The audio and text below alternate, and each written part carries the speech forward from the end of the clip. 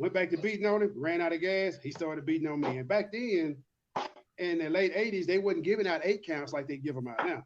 I probably should have had a few of them in that. That fight probably should have been stopped in the second round.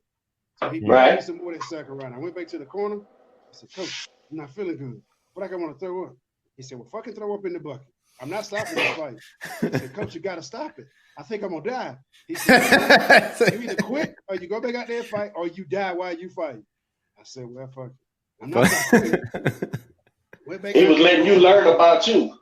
Yes. Went back out there and the first 30 seconds, I beat on the guy. The next 2.5 minutes, he beat on me. I never lost another fight because I got tired. Never. That experience stayed with me forever. That's why I wouldn't stop it. Yep. You're a real southpaw, Jeff? No, I'm actually a right-hander. So the way my first coach was, he told me, well, fight how you, first he tried to get me to fight orthodox. But something kept telling me, like, this don't seem right. If I'm going to throw my lead hand more, why would I have my weak hand in the front? Right. He was just like, well, that's the way boxing is. You want your power hand in the back so you get more rotation on. I said, well, this don't make sense to me. So he said, well, you know what? Fuck it. Get in the stance you want to get in. So when I was in a southpaw stance, it felt better. So I could keep throwing my jab, throwing my hooks, throwing my right uppercuts. That felt more comfortable to me. So, doing most of my time fighting, most guys kept going away from my left hand, but they was walking into my power. I get it. It's a funny thing. Like, I don't know much about other martial arts other than boxing. I wouldn't say I'm a student of it or nothing, but I've seen more than several, like the karate guys and all those. They teach them like that, like to line up dominant hands first. I wonder if that was the thinking behind that. I don't get it. Of course, I understand why we do it normally, but if a trainer and a guy ain't trying to win, if you better at that way, well then let's do it that way then. However, it's still a correct way and an incorrect way to fight southpaw or not. And rather whatever hand dominant you are. I mean, I think Marvin Hagler's right-handed, ain't he? Yep. For real. Yep. It's a whole bunch of southpaws that's really right-handed, just like there's a bunch of conventional fighters that's left-handed. Like it didn't make sense to me to try to sit there and wait to catch you with a right hand when I could just beat you up with my lead hand. You just gonna use it, yeah. I think Michael Moore's really right-handed too. Now, do you use that same philosophy with fighters today? Do you give them that option? I just give them the option. I always ask them, are you right-handed or left-handed? And then I put them in a right-handed stance. And after we go over the footwork, because with my boxers, the new ones, you don't throw no punches in the gym for like the first week or two. We're working on footwork. We're getting you in shape. You're not hitting nothing. If anything, you may hit the speed bag to get that hand-eye coordination, but you're not punching no bags. You're not punching no mitts. You're not doing nothing. So after that, then we go into, let's work on the jab. Once you get the jab down, then we're going to go into the 1-2. And after that, I ask you, well, how does that feel? They still new to it, but you can still get that one boxer that say, well, this don't feel right to me. It don't make sense to me. Okay, well, switch it up. I've came across one situation that it was the first time this ever happened. So I got this little amateur man, and he came to the gym, and I, kids don't know no better, right? They don't know why you fight a certain way or whatever. So I normally chunk something at them and watch how they catch it and throw it back to me. You know what I'm saying? And then then we go into lessons and shit. But this little fucker, man, I said I was training him, and I said, man, you a weird motherfucker, man. I couldn't get it, man. He said, what you mean, coach? And I said, well, you're right-handed, huh? He said, no. I said, what? He said, no. I write with my left hand. I said, well, motherfucker, I chucked something, man. and he threw it back with the right. He said, well, I throw a football with my right hand. I said, what? So I gave him a ball, and sure enough, he threw that bitch with his right hand, accurate. I said, well, how the fuck you right with this? I said, well, you ass backwards, man. And so we chose he's fighting conventional, but he's actually, on his angles, when he steps different ways, he actually can, I guess because he's ambidextrous, right? Yeah. That's what he is. He's real even handed. Ammo what? Using these big words now. These ammo what? Ambidextrous, man. I'm educated. I just talk New Orleans. I talk New Orleans, so y'all think I don't understand. I knew what that MOS shit was. I was fucking with you.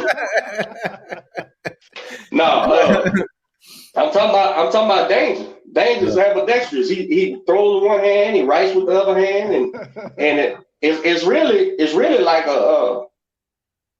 it seems to be a kind of a advantage. He understands where he needs to be on certain sides more so than when you're teaching somebody. Is that why he keeps punching me in the face like that? Yeah. So go ahead. No, I'm curious, man. I want to know what it was like when you were in the service and in your boxing career.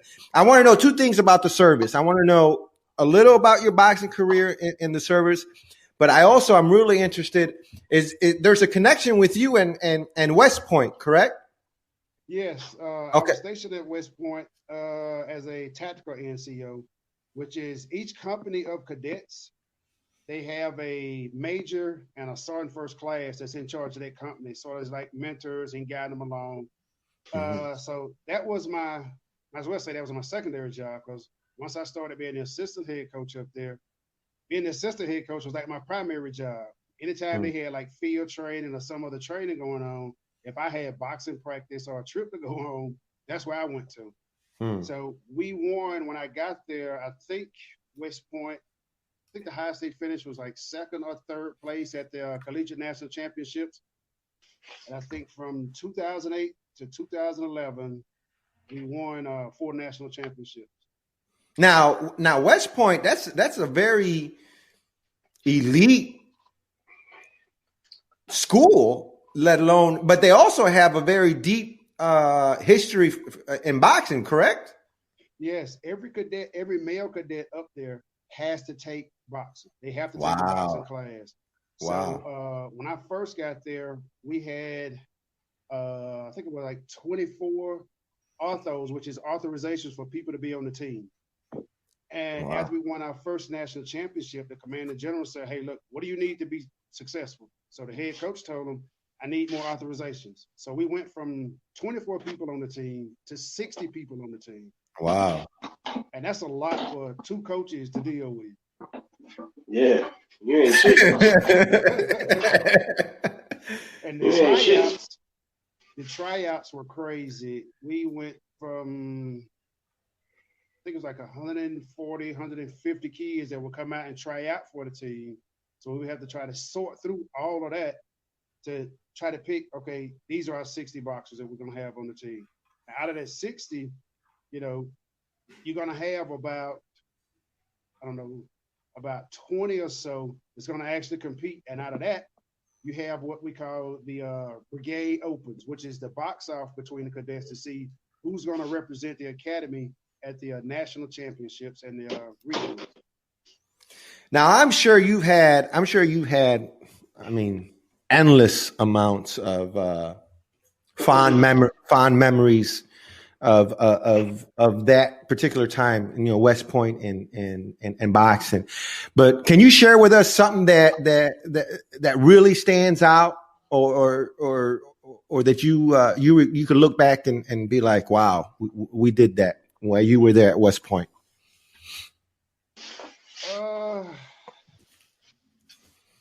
I would have to say that run of 4 straight national championships. It was just wow. It was just, I don't know. It's hard to describe it. Seeing the look on those kids' faces, winning it. And I was actually supposed to retire in 2010 from West Point, but there were 4 guys that had came on the team that had got there about the same time I did. Mm-hmm. So when I got ready to retire, it was like, well, coach, you started this run with us. You got to stay one more year and finish with us. So I moved my family to Texas and I pulled my retirement packet and I stayed one more year. And after that year, once we won that 4th national championship, then the next class was like, well, coach, you got to stay one more year. I'm like, nah, dude, man, yeah, that year, that 4 run of our national championships, that was a special time. So anytime, Derek, anytime we have discussions of, the GOAT, like Tom Brady with his 7 rings and Jordan with his 6 rings, we got Coach MAYS with his 4 years straight national run. That's amazing, bro. That's amazing, Coach. That's now, my guy, man. Did anybody, real quick, I'm sorry, but did anybody out of those 4 years, any names that we would recognize? No, all of them went on to, because once they graduate, they have to go into the service and be officers. Okay. One kid, Escobar, he went out for the Olympic trials, and he lost a close fight. I thought that kid was special, that he could have did something, but after that, he just said, "Nah." It just left a bad taste in his mouth for boxing. Jeff, how do you explain?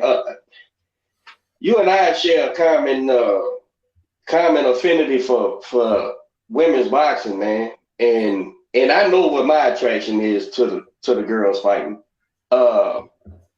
What would you say is your catalyst? What makes you? I mean, I don't know if you see a difference or not, but I know you're a big proponent of the girls. What is that you think that draws you to the girl side of fighting? Well, or is it just a lot of the guys gonna hate me for it, but from my experience on training them, they work harder, they learn easier, and it's just they're gonna give you everything they got. And that's overall. Not every one of them is like that, but that's overall. But with the guys, it's sometimes hit or miss. You get that special guy that's going to give you everything, and they're going to take it all away. But with the girls, overall, that's what I've seen since I've been training her. What part? I agree totally. Totally agree with that. They got less distractions. Okay, and what part of that?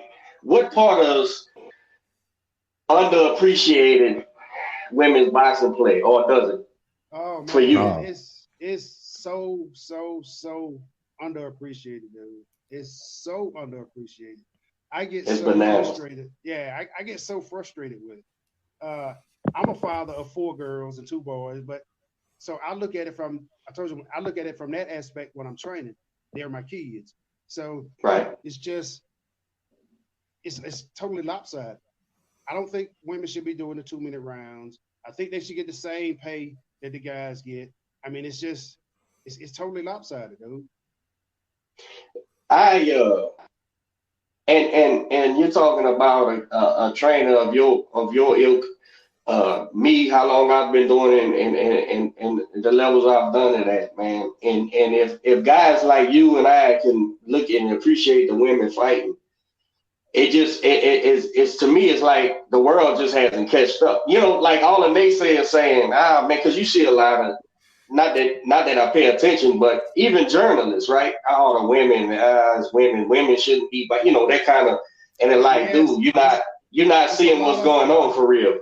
There are a lot of old heads that still, at the top of the food chain in the boxing community that see it as the same way you just said. Well, women shouldn't be boxing. They should be in the kitchen doing this. No, wow. They should be afforded the same opportunity that everybody else, that the males get. Not, nobody wants to see their daughter fight. Shit, I wish one of my daughters would have boxed.